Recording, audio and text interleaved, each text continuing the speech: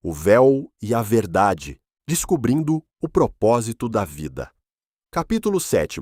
São múltiplas existências. Jesus convida-nos a conquistar a perfeição para que nos aproximemos dos atributos do Criador, posto que Deus é a perfeição absoluta, senão não seria Deus, tendo ele o Cristo como referência para tal objetivo, visto que afirmou: Eu sou o caminho, e a verdade, e a vida. Ninguém vem ao Pai, senão por mim. João 14:6. O convite foi efetuado sem distinguir crença, raça ou classe social, mostrando que essa meta é acessível a todos. Inconcebível que o Pai possua filhos privilegiados ou excluídos.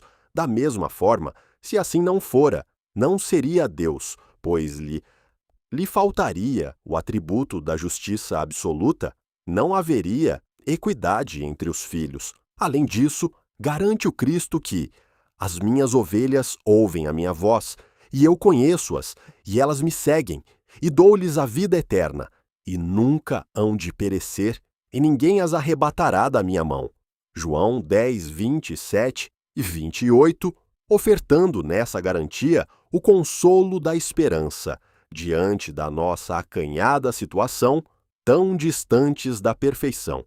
Caso Jesus admitisse perder algumas de suas ovelhas desgarradas, diga-se de passagem, a maioria, não seria um bom pastor e nem modelo de bondade e misericórdia, mesmo que, insanamente, pudéssemos até achar que poderia haver algum princípio de justiça no abandono de ovelhas perdidas pelo caminho, já que, por escolhas das mesmas, diante da imaturidade e ignorância, desgarraram por suas próprias escolhas, no uso do livre-arbítrio, atributo indispensável na busca pelo progresso e responsabilidade pelas consequências advindas dos caminhos tomados.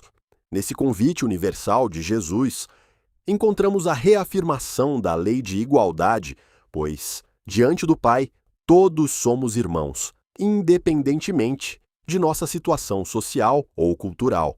A reencarnação, como desdobramento dessa misericórdia divina, surge como o caminho natural, pelo qual as ovelhas desgarradas podem retornar ao redil. O livre-arbítrio, embora possibilite escolhas que nos afastam do bem, não anula a providência divina, que, através de novas oportunidades, vai corrigindo os rumos da criatura. Nesse sentido, o Cristo é mais que um modelo moral. É a garantia de que nenhum filho se perderá, pois a justiça de Deus é também misericórdia, e a misericórdia se manifesta pela possibilidade de recomeçar. Sabedoria começa na reflexão. Sócrates, a mais leve reflexão, desde que livre de dogmatismos e de contaminações viciosas de orgulho e prepotência sustentados por pseudo-verdades, conduzirá o indivíduo a perceber que as premissas acima são inconciliáveis com as alternativas de vida tratadas nos capítulos anteriores, especialmente com a que considera que o espírito possua apenas uma existência na Terra. Portanto, refletir sobre a vida e sobre o destino humano leva-nos a reconhecer que uma única existência é insuficiente para o aprendizado espiritual. O tempo curto da vida física, limitado por tantos imprevistos, não daria espaço para a evolução plena de todas as potencialidades da alma. Se Deus é justo, seria inconcebível criar alguns com todas as vantagens e outros com tantas limitações, sem a chance de reparar ou reequilibrar. A reencarnação, portanto, é a resposta lógica à justiça divina, oferecendo aos espíritos múltiplas jornadas para aprimorar a consciência e aproximar-se do bem.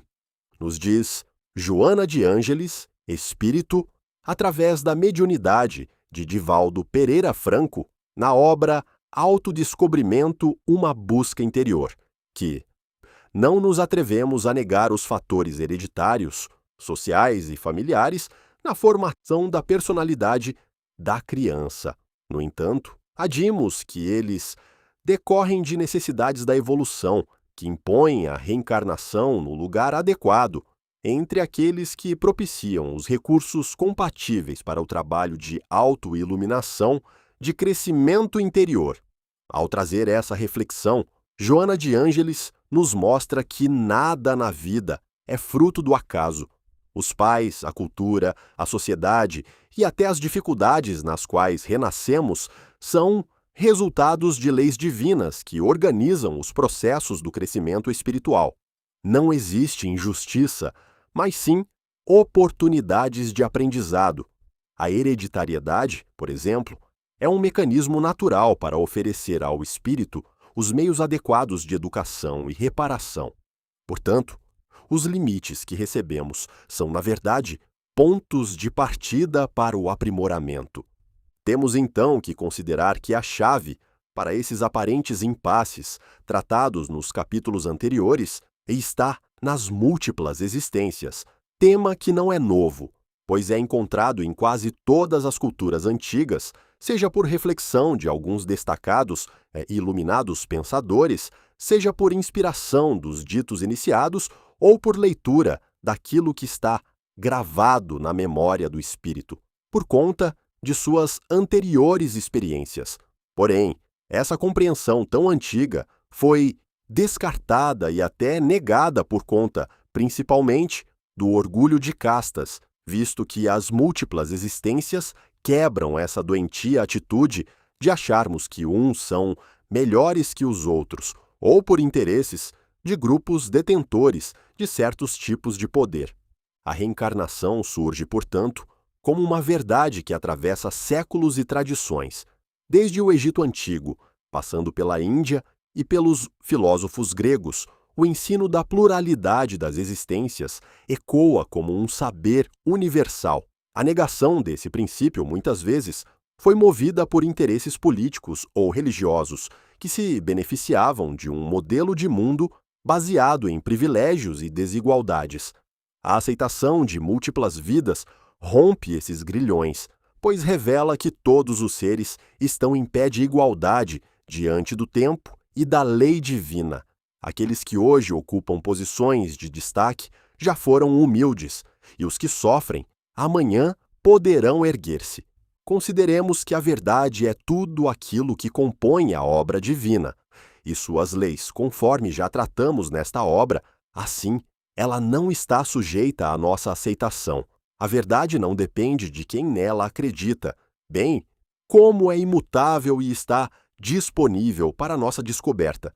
O que podemos pôr em pauta nesta jornada, na questão das existências, é que, ou é apenas uma ou são múltiplas, mas qualquer que seja o atual entendimento, não altera a verdade a respeito, apenas mostra o quanto já desvendamos ou não da verdade. Compete-nos, assim, tomar consciência das nossas limitações, usar os recursos da razão já conquistados e, descontaminando da arrogância, remover o imenso véu que ainda paira sobre a verdade. A verdade divina é independente da opinião humana, assim como as leis da gravidade não deixam de existir pelo simples fato de alguém negá-las. As leis espirituais permanecem ativas, mesmo quando ignoradas ou rejeitadas. A questão das existências múltiplas, portanto, não é de crença, mas de constatação. Quanto mais nos iluminamos pela razão e pela experiência, mais claro se torna a visão de um Deus que oferece caminhos ilimitados de recomeço. A humildade de reconhecer que ainda nada ou pouco sabemos é a chave para que a verdade se desvele gradativamente, como o sol que vai rompendo a neblina. Um bom antídoto contra a arrogância é dado por Sócrates ao concitar-nos a reconhecer nossas limitações. Só sei que nada sei, e o fato de saber disso me coloca em vantagem sobre aqueles que acham que sabem alguma coisa. Uma demonstração de humildade de um dos grandes gênios da humanidade. Humildade, um atributo da sabedoria, indispensável para o progresso, pois, se acharmos que já sabemos tudo, por óbvio, nada mais há a progredir. É bem verdade que avançamos razoavelmente na questão do progresso intelectual, a isto atestam os desenvolvimentos científico e tecnológico, Mas, sem dúvida, não chegamos ao ápice. Longo caminho ainda para um completo desenvolvimento da inteligência. Da mesma forma, podemos dizer do progresso ético-moral que está ainda a dever. A isto, atestam nossas vidas ainda repletas de atitudes doentias e perturbadoras. Assim, também um longo caminho a percorrer para atingirmos a perfeição ética-moral, para a qual a inteligência é uma ferramenta, pois é esta que deve produzir o discernimento adequado a um comportamento mais equânime com a perfeição, meta final. O progresso intelectual, embora notável por si só, não é suficiente para alcançarmos a verdadeira evolução. A ciência avança, mas se a moralidade não acompanha, surgem armas de destruição, explorações injustas e sofrimentos que poderiam ser evitados. Por isso, o Evangelho de Jesus e a doutrina espírita vêm lembrar que a verdadeira sabedoria une conhecimento e amor. A humildade, como ensinou Sócrates, é o solo fértil no qual brota a virtude. Somente ao reconhecermos nossa pequenez diante do infinito é que abrimos espaço para o ensino divino. A reencarnação traz a certeza desse aprendizado, onde o espírito pode testar, errar, recomeçar e, finalmente, aprender a usar a inteligência para o bem. Allan Kardec, na introdução ao estudo da doutrina espírita, em O Livro dos Espíritos, item 7, desde que a ciência sai da observação material dos fatos e trata de os apreciar e explicar, o campo está aberto às conjecturas. Cada um arquiteta o seu sistemazinho, disposto a sustentá-lo com fervor, para fazê-lo prevalecer. Não vemos todos os dias as mais opostas opiniões serem alternadamente preconizadas e rejeitadas, ora repelidas como erros absurdos, para logo depois aparecerem proclamadas como verdades incontestáveis. Os fatos, eis o verdadeiro critério dos nossos juízos, o argumento sem réplica. Na ausência dos fatos, a dúvida é a opinião do homem sensato. Kardec ressalta que a observação e a experiência são fundamentos da verdade. Isso vale para a ciência material e também para a ciência espiritual. Teorias podem surgir e desaparecer, mas os fatos se impõem pelo seu peso. Nesse sentido, a reencarnação não é apenas um dogma, mas um fato que se revela por inúmeros testemunhos, pelas intuições inatas, pelas afinidades inexplicáveis e, atualmente, pelos estudos sérios de regressão de memória.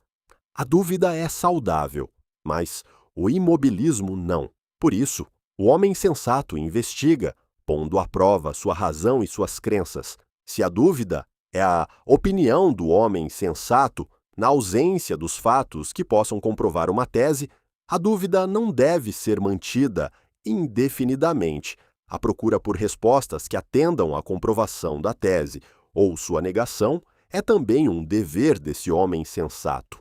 Mesmo que os fatos não sejam suficientes ainda, temos que considerar como primeiro amparo a reflexão acerca de qual alternativa é coerente com a perfeição divina, qual teoria não atenta contra nenhum dos atributos do Criador.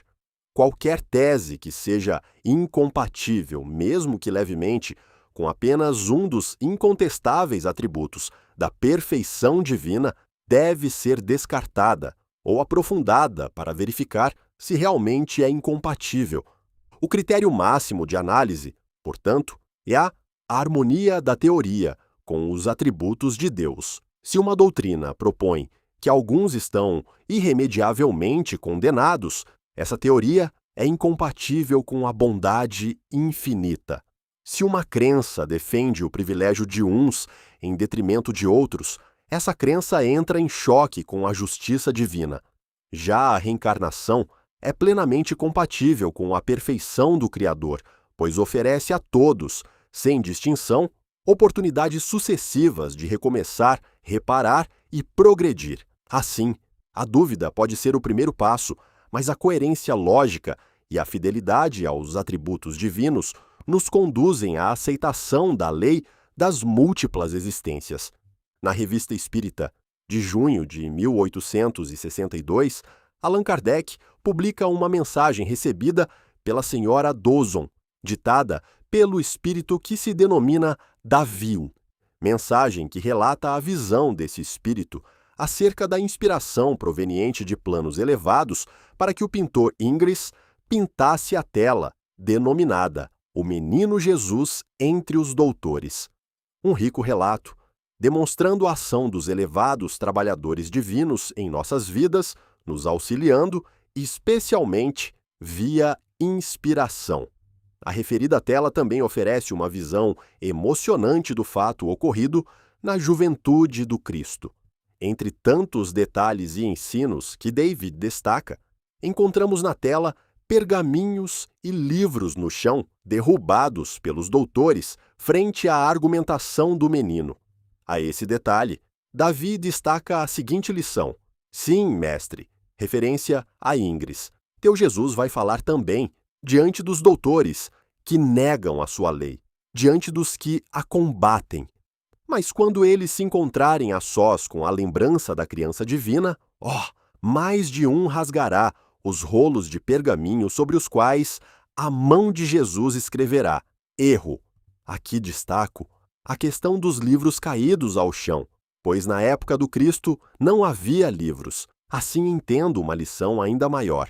O que for incompatível com os ensinos de Jesus, posto que estes representam a lei divina, cairá por terra em qualquer época da humanidade. Em 1862, já havia livros. Esse episódio simboliza que a verdade é superior a qualquer sistema humano de crenças. Livros, teorias e doutrinas podem se suceder, mas aquilo que contraria a lei de Deus está destinado a ruir. Jesus, mesmo ainda jovem, já demonstrava a força da sabedoria divina, capaz de desmontar argumentos arrogantes e iluminar os corações. Do mesmo modo, toda crença que negue a justiça e a misericórdia de Deus, como a ideia de uma única existência ou de condenações eternas, acabará por se desfazer diante da luz da razão e da revelação espiritual. E assim tem acontecido. As teorias incongruentes com os fatos, com a verdade, vão caindo naturalmente com o tempo e o avanço da compreensão humana. Isto tem sido mais perceptível e rápido na ciência, mas tem ocorrido gradativamente nas questões morais. A história da humanidade é um testemunho disso. Concepções erradas sobre a Terra ser o centro do universo ou sobre doenças serem castigos divinos, um dia pareciam inabaláveis, mas hoje são superadas. O mesmo se dará com as teorias espirituais que não resistem ao crivo da lógica e da experiência. A ciência avança rápido porque investiga fatos visíveis. A moral, embora mais lenta, evolui à medida que a consciência se ilumina. Nesse processo, a reencarnação vem como chave do progresso, abrindo os olhos para a justiça divina e impulsionando a humanidade para um futuro mais solidário.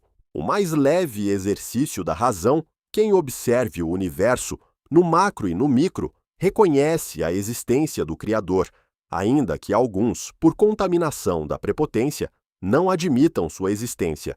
Porém, deixemos estes de lado, pois suas descrenças não alteram a realidade, obviamente alteram suas atitudes perante a vida.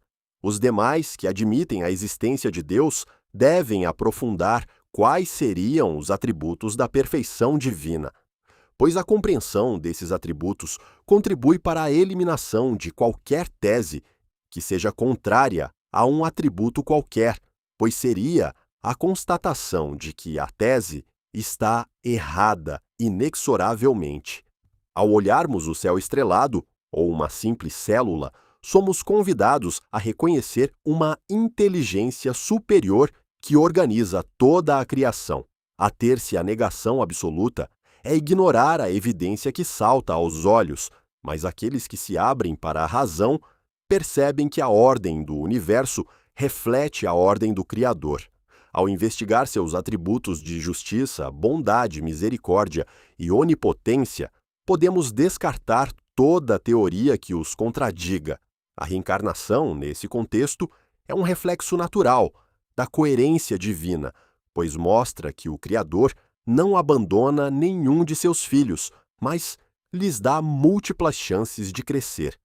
Considerações de Kardec em O Livro dos Espíritos, após a pergunta de número 11. A inferioridade das faculdades do homem não lhe permite compreender a natureza íntima de Deus.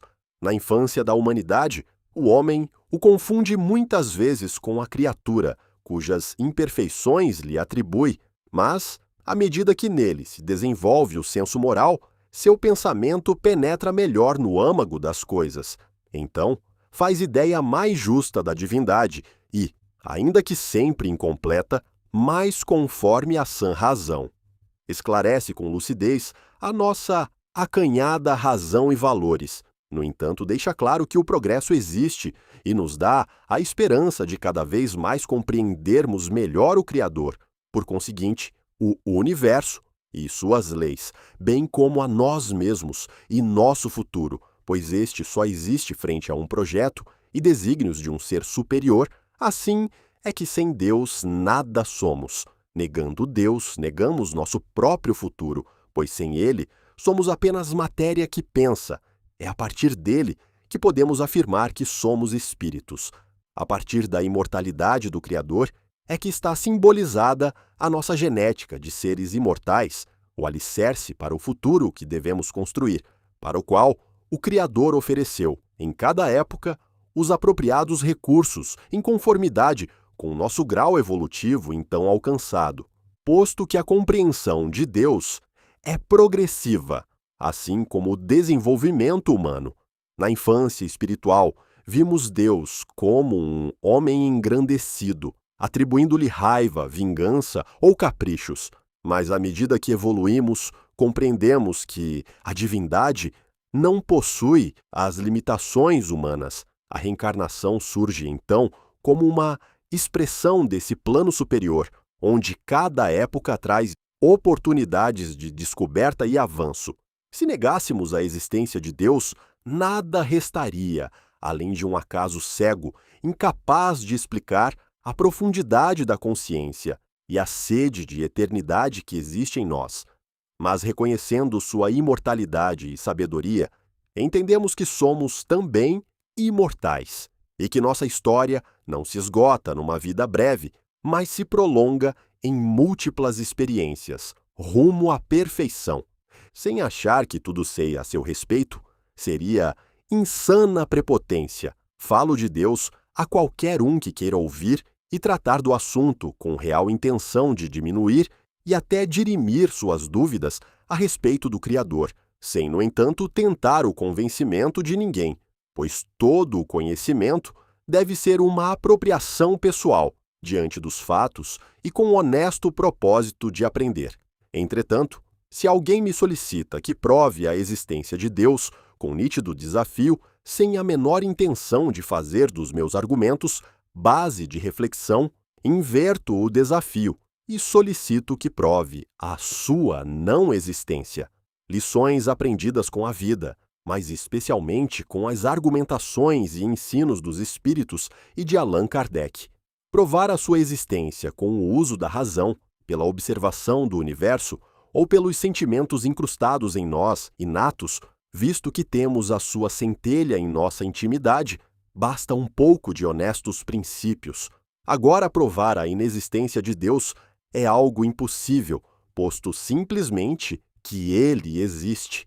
A fé racional, conforme propõe o Espiritismo, não se baseia na imposição, mas na investigação. Deus não precisa de defesa, pois sua obra fala por si. Quando olhamos a grandeza do universo e, ao mesmo tempo, a complexidade da vida íntima, vemos sinais claros de sua presença. A centelha divina que habita em nós é a prova mais íntima da sua existência. Por isso, negar a Deus é negar a si mesmo. Nesse contexto, a reencarnação se apresenta como a manifestação da lógica divina. Se há um pai amoroso, é natural que ele dê aos filhos todas as oportunidades necessárias para evoluir em vez de uma única oportunidade limitada. Na obra A Gênese, Allan Kardec, em seu capítulo 2º, temos o item da natureza divina, no qual Kardec retoma os atributos da divindade, tratados em O Livro dos Espíritos, e amplia os argumentos daquilo que Deus pode ou tem que ser e daquilo que ele não pode ser, senão não seria Deus. Essa análise mostra que, se Deus é de fato infinito em justiça, bondade e sabedoria, ele não pode ser contraditório, não pode, ao mesmo tempo, ser amor e condenar eternamente, não pode ser justo e criar espíritos com destinos de sofrimentos irrevogáveis. Logo, seguir o raciocínio lógico nos leva à aceitação da reencarnação, que é a única doutrina capaz de conciliar os atributos divinos com a experiência humana. Deus não pode ser um soberano arbitrário. Ele é Pai que educa, corrige e oferece novas oportunidades. A reencarnação é, portanto, uma consequência natural da natureza divina. Independente de crermos ou não na existência de Deus, estudar Kardec e outras obras é de fundamental importância para a conquista de uma fé pautada em fatos ou para ratificar a nossa descrença.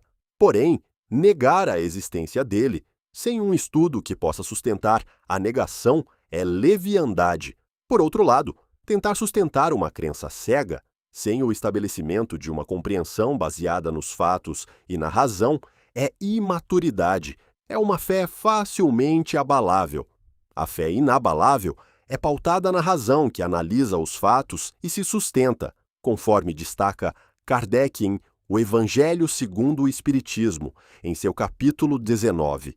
Nesse ponto, Kardec nos ensina que a fé cega não resiste às provações da vida, enquanto a fé racional se torna um farol em meio às trevas.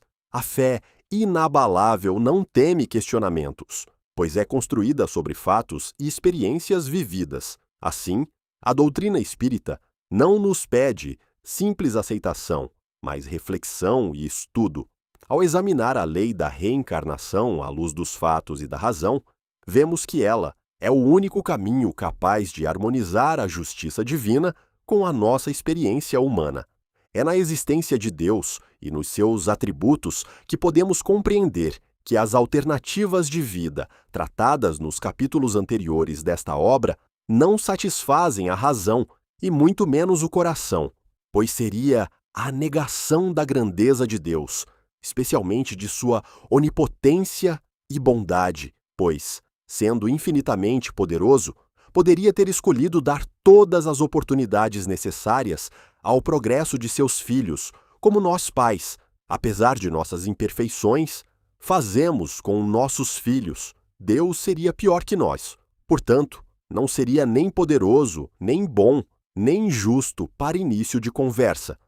A imagem de um Deus que cria alguns para a glória e outros para a condenação eterna não é compatível com a razão e nem com o sentimento de justiça que ele próprio imprimiu em nós. Se até mesmo pais imperfeitos fazem de tudo para amparar seus filhos, como imaginar que o Criador, infinitamente superior, negaria ao homem novas oportunidades? A reencarnação é a expressão mais plena desse amor, pois permite que cada espírito cresça, de acordo com seu ritmo, corrija os erros do passado e descubra, passo a passo, o caminho da luz, de tal forma que precisamos da reencarnação, já que somente ela seja coerente com a grandeza do Senhor do Universo. A reencarnação é a chave para entendermos uma infinidade de questões em nossas vidas.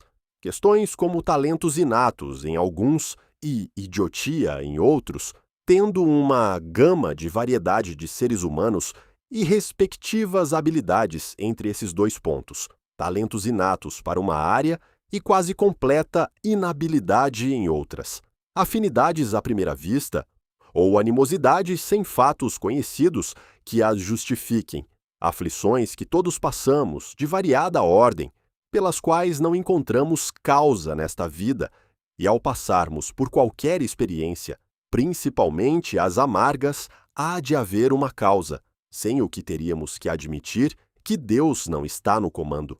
Na verdade, deve estar dentro das permissões divinas, pois sendo ele justo e bom, entre outros atributos, seria insanidade imaginar que ele permite que algo aconteça, por acaso, sem uma finalidade útil. A reencarnação representa, assim, o mecanismo divino que explica nossas diferenças e nossos desafios. Ela mostra que os talentos não são presentes arbitrários, mas conquistas de vidas anteriores. Da mesma forma, limitações intelectuais ou físicas não são castigos, mas experiências educativas destinadas ao aperfeiçoamento do espírito. As afinidades espontâneas ou antipatias inexplicáveis são frutos de encontros passados que a providência divina recoloca em nosso caminho para fortalecimento das afinidades ou para reconciliação. Portanto, a reencarnação é a demonstração mais clara de que nada é por acaso, e sim parte de uma pedagogia celeste. Alguns poderiam perguntar: se a reencarnação é assim tão importante, por que Jesus não falou? Eu responderia com uma contrapergunta.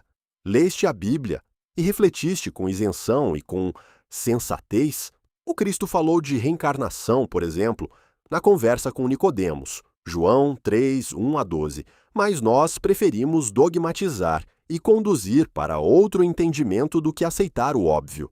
Também falou quando informou que João Batista era a volta de Elias. Mateus 11, 14 e 17, 10 a 13 e Marcos 9, 11 a 13, que não podia ser o mesmo corpo, sendo que Elias morrera velho e João fora visto criança.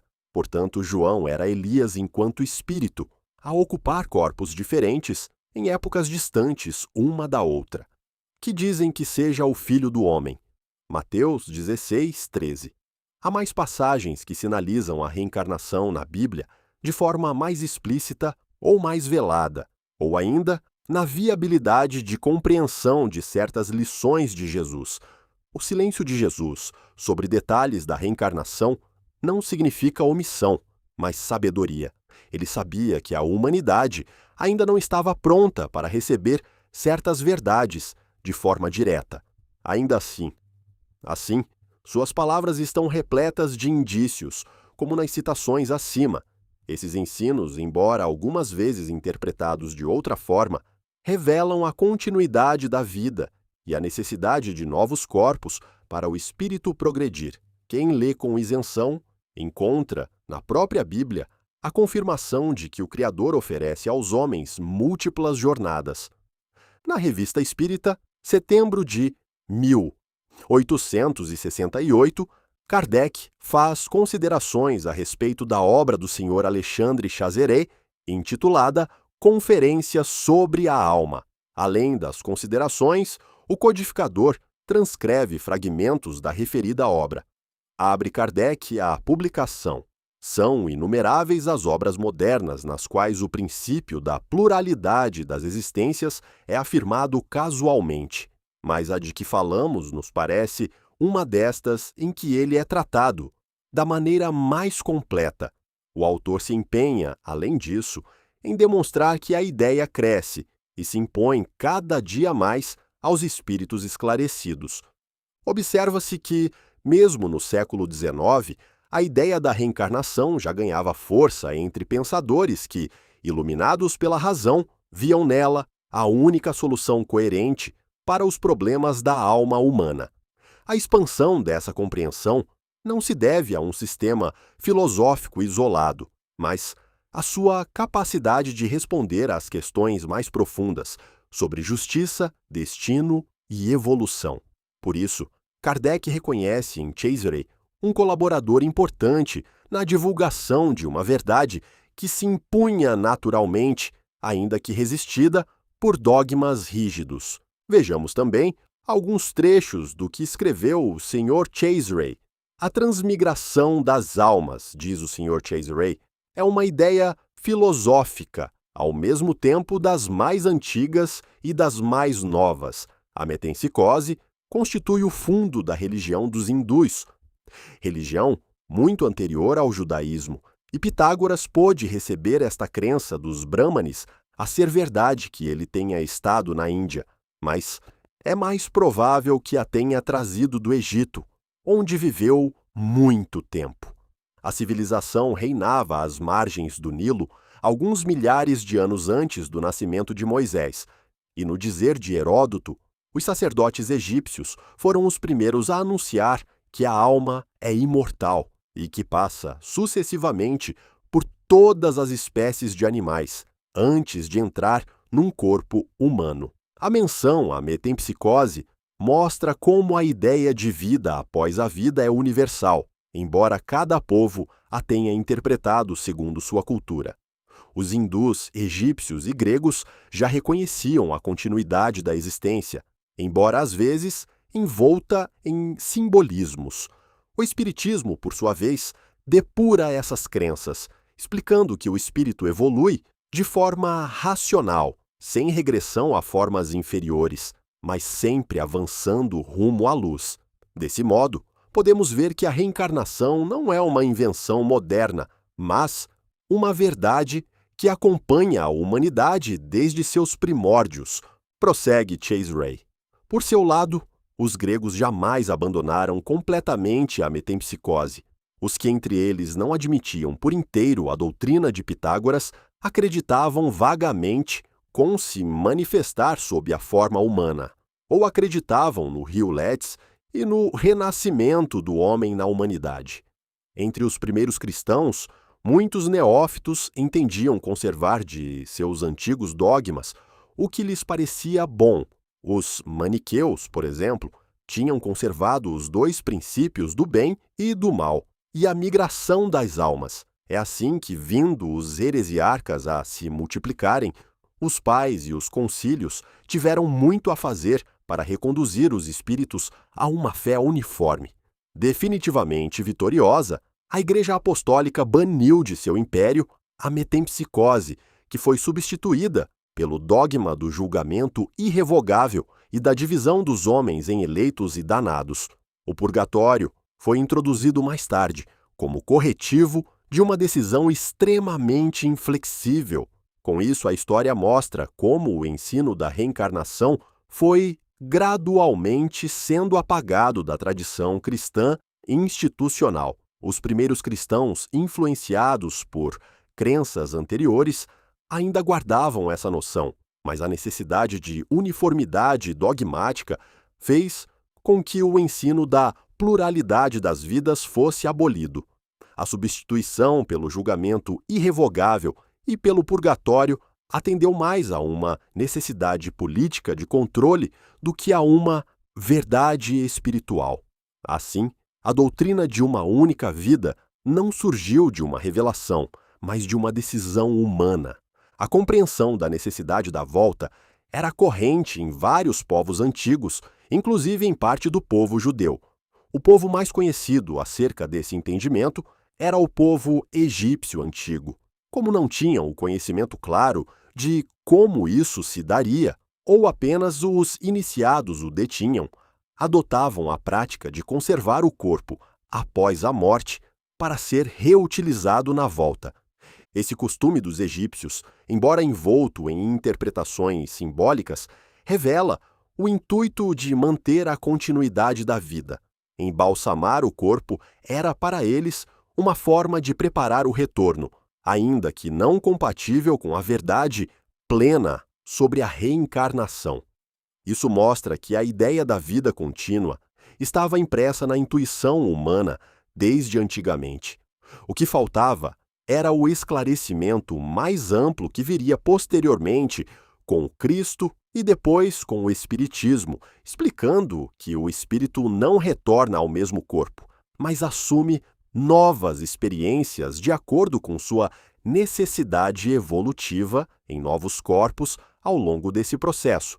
Mas o Consolador, o Espírito Santo, que o Pai enviará em meu nome, esse vos ensinará todas as coisas e vos fará lembrar de tudo quanto eu vos tenho dito. João 14, 26. Está claro que Jesus, sabedor de que algumas conquistas deveriam ocorrer antes de certos esclarecimentos, deixa para o futuro questões que seriam tratadas oportunamente. Assim, promete um novo Consolador, que, além de relembrar seus ensinos, traria o esclarecimento sobre aquilo que ele não pudera esclarecer. Uma dessas questões referia-se à forma que ele resgataria as ovelhas desgarradas para que não ficassem irremediavelmente perdidas. Coube assim, ao novo Consolador, esse papel, a doutrina dos Espíritos, que trata com requintes de detalhes que esse resgate ocorreria através de novas oportunidades.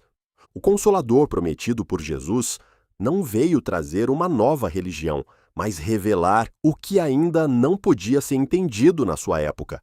A doutrina espírita, como cumprimento dessa promessa, explica com clareza o mecanismo da reencarnação, mostrando como o Criador oferece inúmeras oportunidades de aprendizado. É por meio dessas novas chances que as ovelhas desgarradas podem ser resgatadas, demonstrando que a misericórdia divina é infinita e que nenhum filho está destinado ao abandono. Essas novas oportunidades estão representadas pelas múltiplas existências que ele, o Cristo, tratara com Nicodemos, bem como quando falara que João era a volta de Elias. Notadamente, ele não entrou em detalhes, sabia que não seria oportuno, pois não estávamos preparados para a devida compreensão. Poderia até comprometer a sequência da instalação da Boa Nova. Mesmo hoje, com um elevado progresso humano atingido, principalmente no desenvolvimento da razão, através de certo amadurecimento do raciocínio lógico, ocorrido principalmente como consequência da busca pela compreensão do mundo físico no qual habitamos, muitos ainda têm dificuldades em aceitar e compreender a ideia da volta ao corpo físico. Imaginemos naquela época. A razão, sendo ampliada, avançou a ciência. Esta, por sua vez, desenvolveu mais ainda a razão. Ora a razão produziu o crescimento da ciência, ora esta forçou a própria razão. Portanto, mesmo hoje, com considerável progresso da razão, muitos, por arrogância até, não vislumbram o óbvio.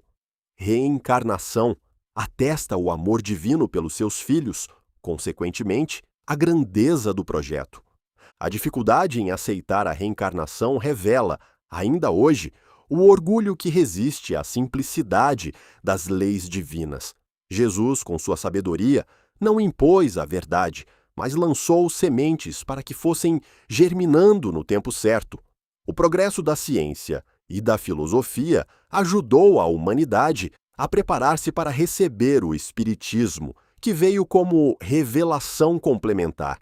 Se até hoje muitos ainda rejeitam o ensino da reencarnação, isso não diminui sua validade, pois a própria experiência da vida, com suas desigualdades e desafios, é a prova viva de que uma única existência seria insuficiente para o aprendizado espiritual. Qualquer de seus filhos que fosse irremediavelmente perdido seria uma negação da sua grandeza e poder, bem como da perfeição da obra. Portanto, a razão leva ao entendimento de que a única saída para nossas imperfeições e consequentes perturbações é voltar para dar continuidade ao processo de evolução, sem o que Deus não seria Deus. Simbolicamente, a reencarnação é a rematrícula na escola, para a continuidade do aprimoramento rumo à perfeição, a que todos estamos destinados. É a volta para um corpo de carne, por isso significa reentrar na carne. Ela representa o perdão de Deus aos filhos falidos.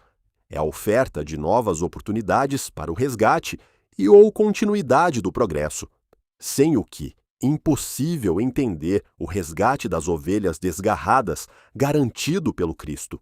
Nesse sentido, a reencarnação é uma pedagogia divina, assim como o estudante que não alcança a nota necessária tem o direito de repetir o ano, o espírito, ao falhar, recebe do Pai outra oportunidade de aprender. Essa visão desfaz a ideia de um Deus punitivo, substituindo-a pela imagem de um Deus educador, paciente e amoroso, Se não houvesse reencarnação, a perda de um único filho já seria uma contradição à onipotência divina. Mas, com ela, temos a certeza de que a escola da vida se renova a cada existência, até que atinjamos a plenitude do amor. José Herculano Pires, na sua obra Introdução à Filosofia Espírita, no capítulo 3º, Teoria Espírita do Conhecimento, no item 1, Como conhecemos, tece as seguintes considerações: mas se os homens podem ver, sem os olhos, hão de ver também coisas não visíveis para os olhos. Eis a questão, diria Shakespeare. E essa questão nos leva de volta à teoria das reminiscências de Sócrates e Platão. Que teoria é essa? A de que os nossos espíritos, ou seja, nós mesmos, antes de encarnarmos neste mundo, já conhecíamos muitas coisas. Esse conhecimento está dentro de nós, na forma de reminiscência, de lembrança amortecida pela carne. Por isso, Sócrates inventou a maiêutica, o processo de tirar o conhecimento das profundezas do ignorante como se tira água do poço. E Platão ensinou, com o famoso mito da caverna, que na Terra somos apenas sombras, as projeções passageiras e irreais de nós mesmos, dos nossos espíritos, que na realidade vivem acima da matéria, transcendem a ela. E hoje, os parapsicólogos mais esclarecidos, mais consequentes consigo mesmos, como o casal Heine, os professores Soal, Carrington, Price, Titchener e outros, afirmam que a mente e o pensamento não são materiais, pertencem a outro plano da natureza, a outro plano da complexa estrutura do universo. A teoria espírita do conhecimento tem a sanção das últimas conquistas científicas. Esses ensinos confirmam a ideia de que o conhecimento não se restringe ao presente, mas é um acúmulo de experiências vividas em muitas existências.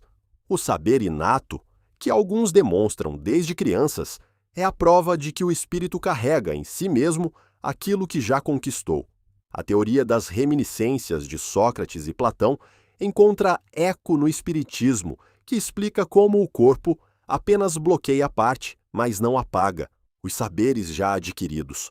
Cada vida é uma oportunidade de recordar e aplicar o que já foi semeado em nossa consciência. Desse modo, a reencarnação não é apenas uma necessidade moral, mas também um processo de conhecimento e autodescoberta, onde fica compreensível a origem de conhecimentos inatos, pois previamente adquiridos por esforço próprio, em anteriores oportunidades, eliminando o poder do acaso em nossas sortes ou azares.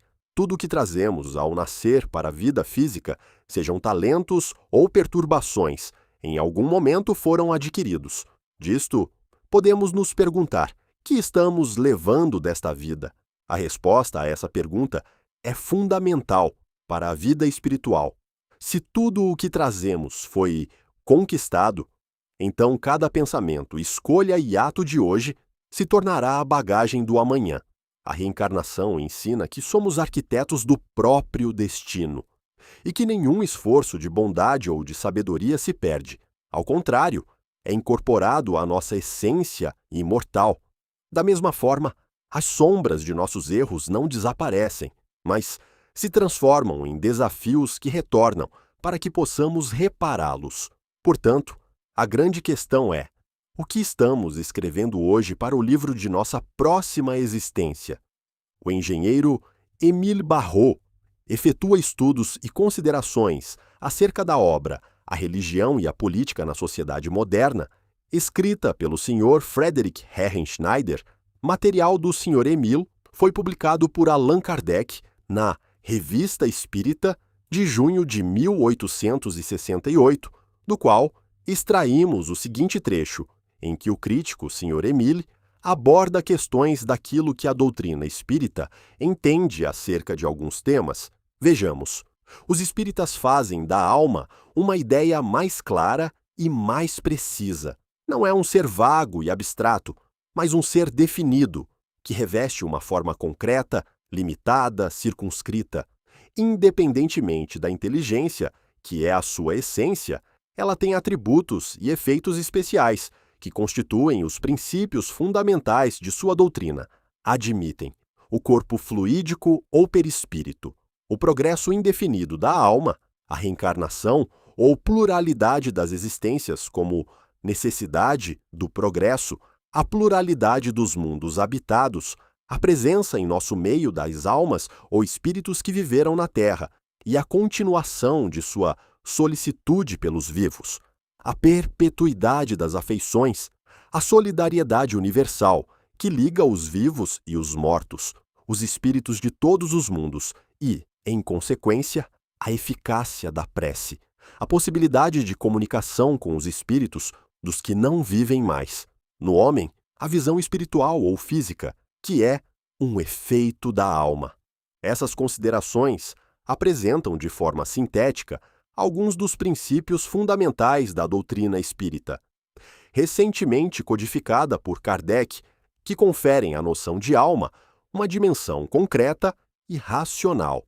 Em vez de ser compreendida como uma entidade vaga, a alma é definida como um ser individualizado, portador de inteligência e envolto pelo perispírito, o corpo fluídico que lhe serve de intermediário nas manifestações espirituais e na conexão com o corpo.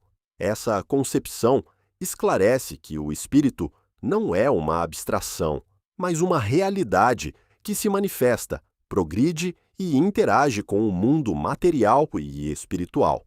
Além disso, a passagem ressalta aspectos centrais da filosofia espírita, como a reencarnação, lei natural que permite o aperfeiçoamento contínuo da alma, a pluralidade dos mundos habitados, a solidariedade universal que une encarnados e desencarnados e a perpetuidade dos laços de afeto. Tais princípios não apenas explicam a justiça divina em sua amplitude, mas também oferecem consolo e esperança, mostrando que a vida é um caminho de crescimento constante e de comunhão com todos os seres em que a prece e a comunicação espiritual representam instrumentos de auxílio, amor e continuidade da existência. Assim, ratifica a ideia espírita da perfeição do projeto divino. Prossegue o Sr. Emile, rejeitam o dogma das penas eternas, irremissíveis, como inconciliável com a justiça de Deus, mas admitem que a alma, depois da morte, sofra e suporte as consequências de todo o mal que fez durante a vida, de todo o bem que poderia ter feito e não fez. Seus sofrimentos são a consequência natural de seus atos. Duram enquanto durar a perversidade ou a inferioridade moral do espírito. Diminuem à medida que ele se melhora e cessam pela reparação do mal, reparação que ocorre nas existências corporais sucessivas. Tendo sempre sua liberdade de ação, o espírito é, assim, o próprio artífice de sua felicidade e de sua desgraça, neste mundo e no outro. O homem não é levado fatalmente nem ao bem nem ao mal. Realiza um e outro por sua vontade e se aperfeiçoa pela experiência. Em decorrência desse princípio, os espíritas não admitem os demônios fadados ao mal, nem a criação especial de anjos predestinados à felicidade infinita, sem terem tido o trabalho de a merecer. Os demônios são espíritos humanos ainda imperfeitos, mas que melhorarão com o tempo. Os anjos, espíritos chegados à perfeição depois de haverem passado, como os outros, por todos os graus da inferioridade. Aqui encontramos uma síntese da grandeza da doutrina espírita, que reforça a ideia da alma e não a reduz a uma abstração, mas a define como um ser vivo, ativo e eterno. O progresso indefinido é uma consequência natural da reencarnação, pois o espírito avança sem cessar, suplantando limitações e se elevando a novos patamares. A ideia da solidariedade universal mostra que não estamos separados. Os mortos se comunicam com os vivos, os mundos interagem entre si. E a prece é um vínculo real de intercâmbio entre dimensões. Assim, a reencarnação não é um dogma isolado, mas parte de um conjunto de leis que revelam a unidade da vida em todo o cosmos. A justiça divina se manifesta na lei, de causa e efeito. Ninguém sofre inutilmente, nem é privilegiado sem mérito. As consequências dos atos não são castigos arbitrários, mas resultados naturais de nossas escolhas. Nesse cenário, a reencarnação é o campo onde essas leis se desenrolam, pois é pelas experiências sucessivas que o espírito repara, evolui e se liberta. A ideia de demônios eternos ou de anjos pré-fabricados é incompatível com a lógica e com a grandeza do Criador. Todos somos viandantes na mesma estrada, uns mais à frente, outros mais atrás, mas todos destinados à perfeição.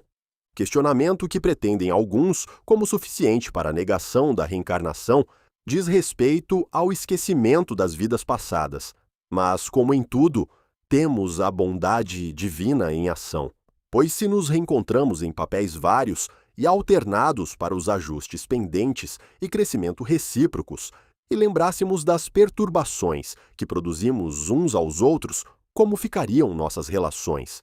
O conhecimento dos nossos equívocos do passado por terceiros colocar-nos-ia em situação até humilhante e prejudicaria a oportunidade de reparação. Mesmo sem lembrar do nosso passado de outras vidas, quantas vezes estabelecemos aversões inexplicáveis? Da mesma forma que, por outro lado, como explicar afinidades que não foram construídas? O esquecimento é uma bênção da providência divina. É bem verdade que algumas aversões ou afinidades podem ter a ver com conflitos de vibrações diferentes ou afins, mas não só isso. Portanto, o esquecimento do passado é uma das maiores provas da misericórdia divina. Sem ele, viveríamos aprisionados a remorsos ou ressentimentos, incapazes de reconstruir relações. O véu do esquecimento não apaga a essência, pois nossas tendências, virtudes e defeitos revelam a história que carregamos. Ao mesmo tempo, esse mecanismo nos oferece uma folha em branco para escrever novos capítulos, sem ficar subjugados pelas culpas do ontem. Assim, a providência divina nos equipa com o esquecimento como ferramenta de cura, permitindo que os encontros e reencontros da vida sejam ambientes de reparação e progresso. Como corrigir ou reparar erros do passado, se não lembramos, antepõe outros, como contestação à reencarnação. Por outro lado, como ficaria nossa consciência diante de certas loucuras inadmissíveis hoje cometidas em vidas passadas? Para corrigirmos os erros pregressos, sem a consciência deles, basta observarmos-nos em nossas tendências para sabermos qual a bagagem doentia e ou saudável que trazemos do passado. Aquilo que não encontramos causa em nossa atual existência, posto que todo efeito tem, necessariamente, que ter uma causa. Essa causa tem que estar em algum momento de nossas passadas existências. É a misericórdia divina, ofertando novas oportunidades, com o cuidado de apresentar recursos para o progresso, sem foco no erro, mas com ênfase no progresso. Pois o método divino é de uma sabedoria sublime, não nos deixa carregar o peso insuportável de todas as nossas faltas, mas nos dá o suficiente para que possamos corrigir o caminho. Assim, as tendências atuais funcionam como um espelho do passado. Inclinações ao bem revelam conquistas anteriores, enquanto vícios e impulsos negativos mostram onde precisamos lutar. A cada existência, Deus nos entrega uma nova página para escrevermos uma história melhor. Essa dinâmica mostra que a vida não é um tribunal de condenação, mas uma escola de regeneração.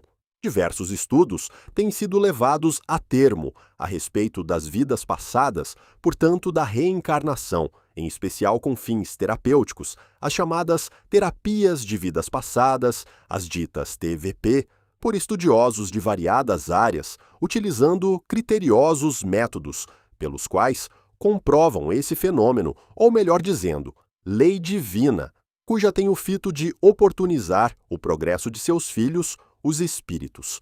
O avanço das terapias de vidas passadas demonstra como a ciência, aos poucos, tem se aproximado de uma realidade espiritual. Muitos profissionais da saúde, sem ligação com doutrinas religiosas, relatam casos de pacientes que, ao reviverem experiências de outras existências, encontram a cura para traumas até então inexplicáveis. Esses relatos mostram que a memória do espírito não se restringe ao presente, mas guarda registros profundos. Assim, a reencarnação não é apenas uma questão de fé, mas também um campo de estudo para a ciência, abrindo novas perspectivas de tratamento e autoconhecimento. Como destaque de amostra, citaremos a seguir duas dessas obras. O estudioso, pesquisador e escritor Hermínio Corrêa de Miranda, através de regressão de memória, realizada no jornalista e escritor Luciano dos Anjos, isso nos idos de 1967. Nesse trabalho, com revelações surpreendentes, Luciano regride até a Revolução Francesa, aonde fora um dos seus líderes, e também guilhotinado por ela, à época, o também jornalista Camille Desmoulins. Desse trabalho, Hermínio escreveu o livro Eu Sou Camille Desmoulins. Foi um trabalho minucioso em busca de comprovar a veracidade das revelações trazidas por Luciano dos Anjos, questões ignoradas por ambos, Hermínio e Luciano. Para quem lê a obra, difícil achar argumentos para contestar a seriedade do estudo e, consequentemente, a realidade da reencarnação. Esse caso é um dos mais emblemáticos na literatura espírita sobre regressão de memória. O rigor metodológico adotado por Hermínio de Miranda demonstra que não se trata de fantasia, mas de um estudo comprobatório. Ao reviver uma existência passada, Luciano dos Anjos trouxe detalhes históricos desconhecidos, mais tarde confirmados por documentos. Isso mostra que a reencarnação não é apenas uma teoria, mas um fato suscetível de investigação. A ciência espiritual, portanto, se une à história para revelar que a alma é indestrutível e retorna para continuar sua jornada. O psiquiatra e neurologista Dr. Brian Weiss, a partir de sua experiência com uma paciente, encontra nessa paciente inúmeras reencarnações, e numa delas, a causa do trauma que aflorava na vida presente, trauma esse que a levou para tratamento em busca de solução. Além das múltiplas encarnações encontradas na sua paciente, ela, em transe hipnótico, trazia temas que sabidamente não eram dela, sendo que esses temas romperam o ceticismo do Dr. Brian.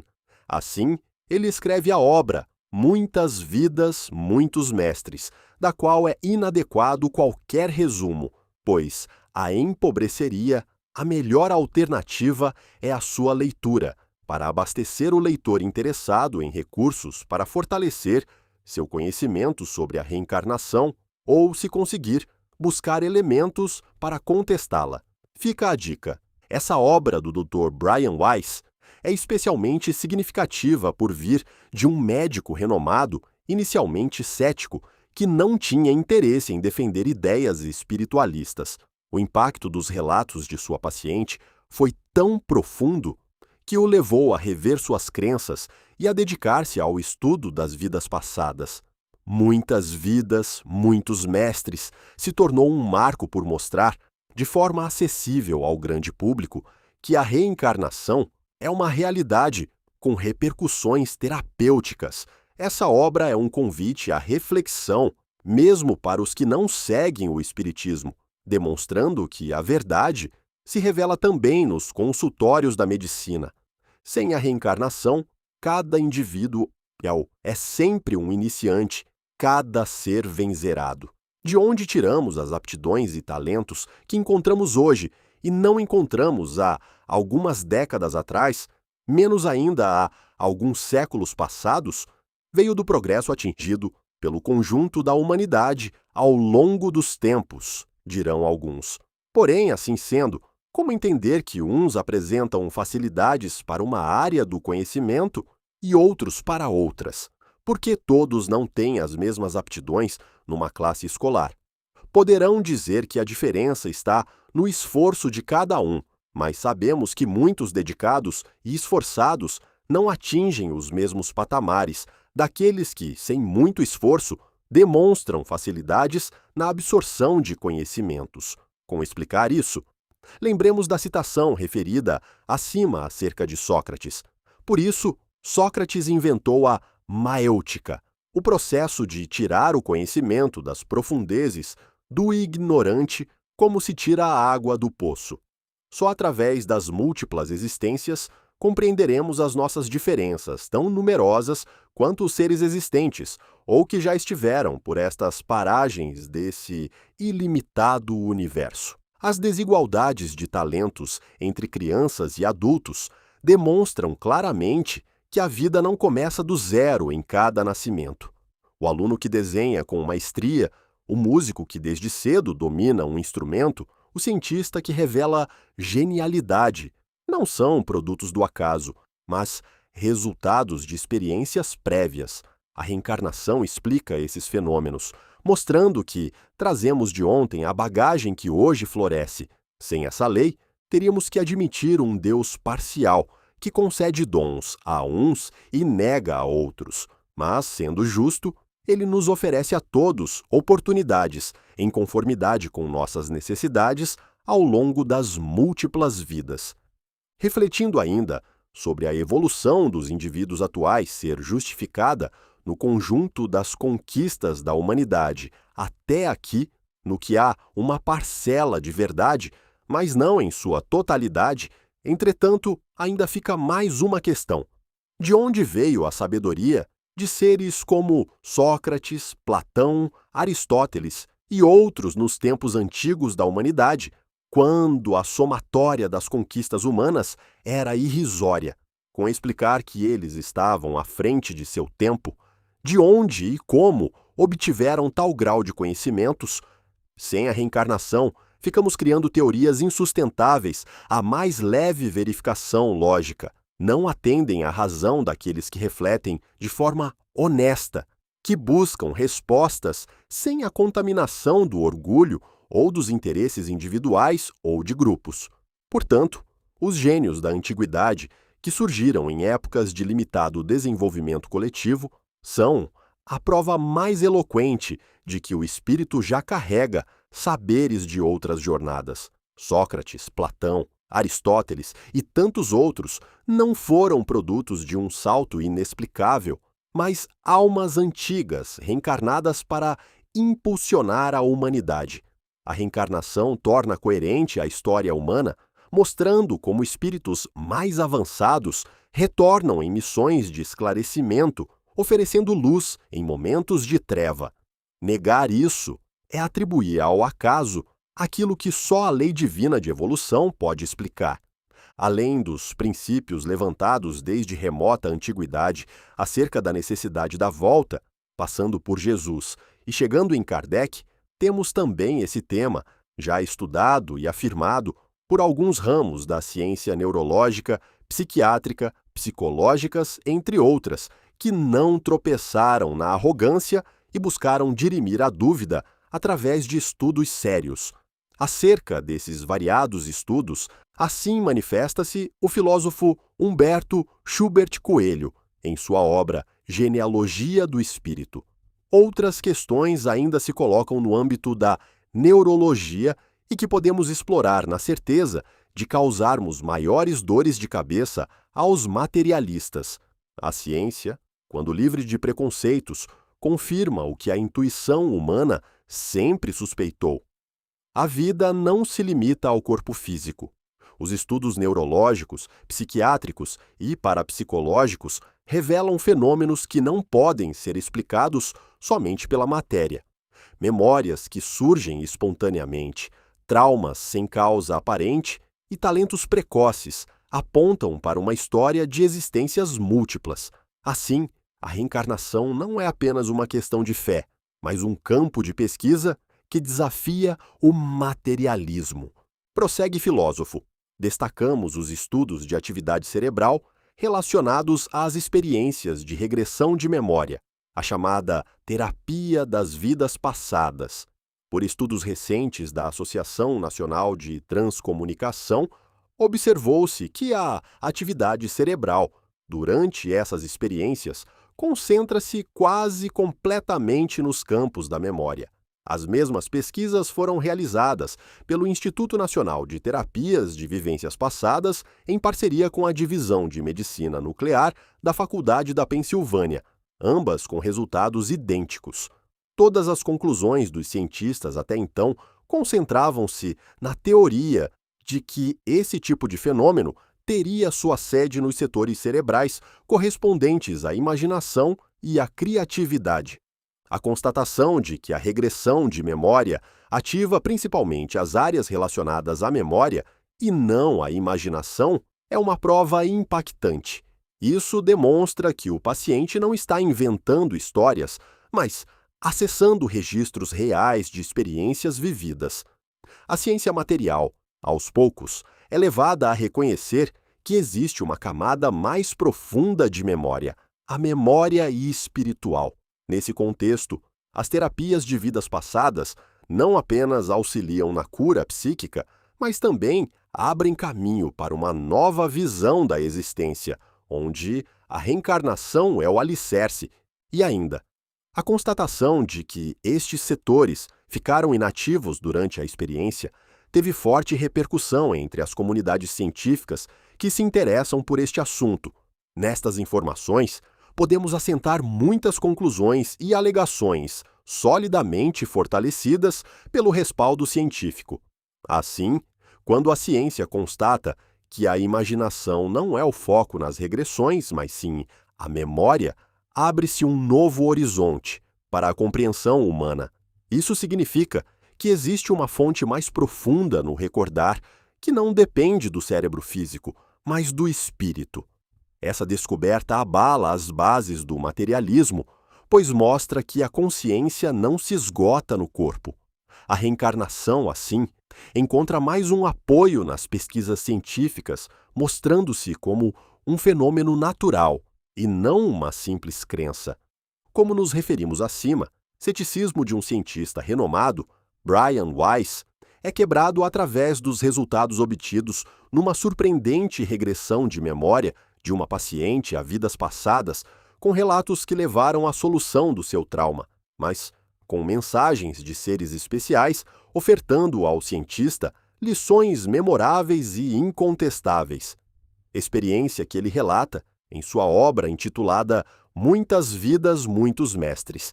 Para quem busca respostas para alargar seus horizontes pessoais, leitura indispensável. Reforçando essa importância da experiência de Brian Weiss, demonstra que a reencarnação não é apenas uma questão filosófica, mas tem aplicação direta na cura das almas. Sua paciente, ao recordar vidas anteriores, libertou-se de trauma que a medicina convencional não conseguia explicar. Além disso, as mensagens transmitidas por entidades superiores mostraram ao cientista que a vida é uma escola contínua de amor e aprendizado. Essa transformação pessoal de um cético em divulgador da realidade espiritual é uma prova de que a verdade se impõe, mesmo diante da incredulidade. Na teoria de céu e inferno, tratada no capítulo anterior, propusemos a questão da mãe, que teria ido para o céu, e seus filhos para o inferno, na qual referimos que o amor materno, sabedor que os filhos estariam irremediavelmente destinados pela eternidade ao sofrimento, mesmo no céu, esta mãe estaria vivendo um inferno de angústias por seus filhos. Com a reencarnação, essa mãe estaria mais tranquila, pois saberia que seus filhos teriam novas oportunidades e poderiam juntos dar continuidade à evolução, até mesmo retornando ao laboratório terrestre, vinculados em uma mesma família, quiçá como mãe e filhos novamente buscando avançar juntos um pouco mais no rumo da perfeição de todos. A reencarnação é a única doutrina capaz de reconciliar o amor com a justiça divina. Sem ela, o céu se tornaria um lugar de aflição, até monotonia e ociosidade para os que amam, pois ninguém poderia ser feliz vendo seus entes queridos condenados para sempre. Mas a lei de renascimento traz a certeza de que os laços não se rompem na morte. Ao contrário, os espíritos voltam a se encontrar, reunidos pela providência, para reparar faltas, ampliar o afeto e seguir juntos em direção à luz. E isso explica por que tantas famílias vivenciam desafios profundos. Ali estão em jogo processos de cura e reconciliação seculares. A questão da pluralidade das existências há desde longo tempo preocupado os filósofos, e mais de um reconheceu na anterioridade da alma a única solução possível para os mais importantes problemas da psicologia. Sem esse princípio, eles se encontraram detidos a cada passo, encurralados num beco sem saída, donde somente puderam escapar com o auxílio da pluralidade das existências. Considerações de Allan Kardec, no tema O Caminho da Vida, publicado em Obras Póstumas e na Revista Espírita, de junho de 1869.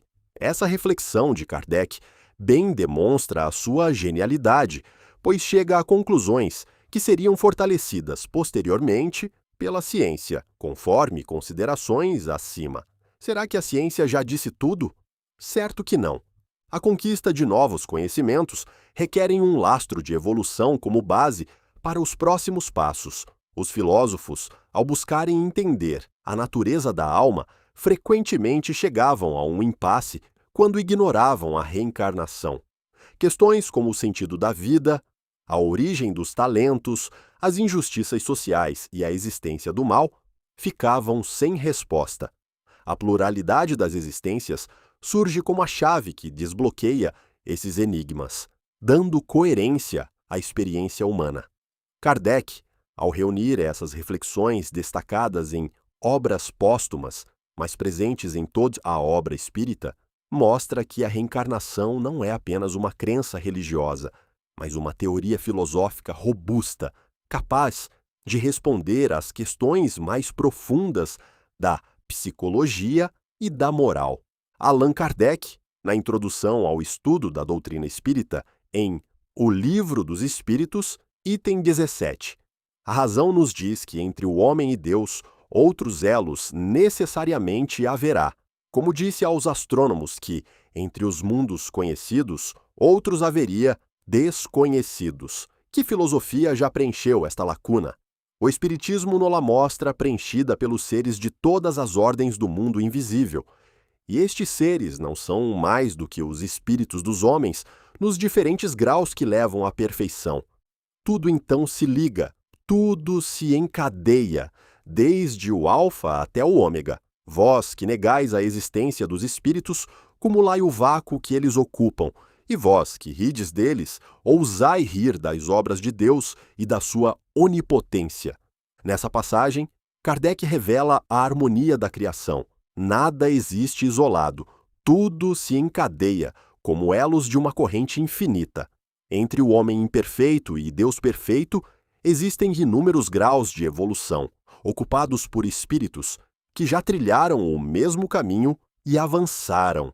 A reencarnação é o mecanismo que permite essa ascensão gradativa, pois cada vida representa um degrau a mais na escala evolutiva. Negar os espíritos é negar a própria obra divina, é suprimir o preenchimento lógico do universo. Assim, o Espiritismo mostra a coerência do plano divino em que tudo se interliga desde o início até a plenitude. A reencarnação representa a chave para entendermos, portanto, a justiça e a misericórdia divinas como renovação de oportunidades para seus filhos, na trilha da evolução. Entre tantas considerações de Kardec, com o auxílio dos espíritos da codificação, outras obras vêm demonstrando a reencarnação como fato. Aqui destacamos o que trata Joana de Ângeles, espírito, através da mediunidade de Divaldo Pereira Franco, na obra Autodescobrimento, uma busca interior. No item Conflitos e Doenças, as reencarnações comuns, sem destaques missionários, invariavelmente são programadas pelos automatismos das leis, que levam em conta diversos fatores que respondem pelas afinidades ou desajustes entre os seres, assim como pelas realizações ético-morais, unindo-os ou não de forma a darem cumprimento aos imperativos responsáveis pela evolução individual ou de grupos humanos. Em outras circunstâncias, são planejadas por técnicos no Mister, que aproximam as criaturas, formando os clãs, nem sempre, porém, levando em consideração a afetividade existente entre eles, mas também situando-os próximos na mesma consanguinidade, a fim de serem limadas as arestas, corrigidas as imperfeições morais, desenvolvidos os processos de resgates próprios dos estágios em que permanecem. Aqui Joana de Ângelis nos mostra o caráter profundamente pedagógico da reencarnação. Mesmo quando não há uma missão específica, a vida humana é organizada pelas leis divinas para propiciar o encontro de almas que precisam ajustar-se. As famílias, os clãs, as relações de afeição ou conflito, tudo está inserido num plano maior, visando o progresso moral. Isso explica por que muitas vezes nascemos ao lado de pessoas com quem temos dificuldades. Ali há uma oportunidade de cura e reconciliação. Portanto, a reencarnação é a expressão máxima da misericórdia divina, que utiliza os vínculos humanos como instrumentos de educação espiritual. Prossegue. Encontros para primeiras experiências são organizados com o fito de facilitar a fraternidade. Ampliando o círculo de afeições, reencontros são estabelecidos para realizações dignificadoras e também retificações impostergáveis. Por isso, são comuns os choques domésticos, os conflitos de ideias e de interesses, as preferências e os repúdios, os entendimentos e as reações familiares. A vida não é um emaranhado de acasos, mas uma obra organizada pelo amor divino. Os encontros com pessoas que cruzam nosso caminho têm objetivos profundos. Uns vêm para despertar em nós o afeto, outros para testar nossa paciência, e outros ainda para reconstruir vínculos rompidos em existências passadas. Cada relação é uma lição, um capítulo de uma história contínua que não começou nesta vida e não se encerrará com a morte. As dificuldades no âmbito familiar, embora dolorosas, são oportunidades sublimes de crescimento. O lar é um laboratório espiritual, onde espíritos desafinados pelo passado se reúnem para aprender a amar. Os conflitos de opinião, os choques de personalidade e até as incompreensões profundas não são castigos, mas exercícios de paciência, tolerância e perdão. A reencarnação, ao reunir antigos desafetos sob o mesmo teto, mostra que Deus não desiste de nenhum de nós. Ele nos dá novas chances de aprender a conviver e de transformar rivais em irmãos.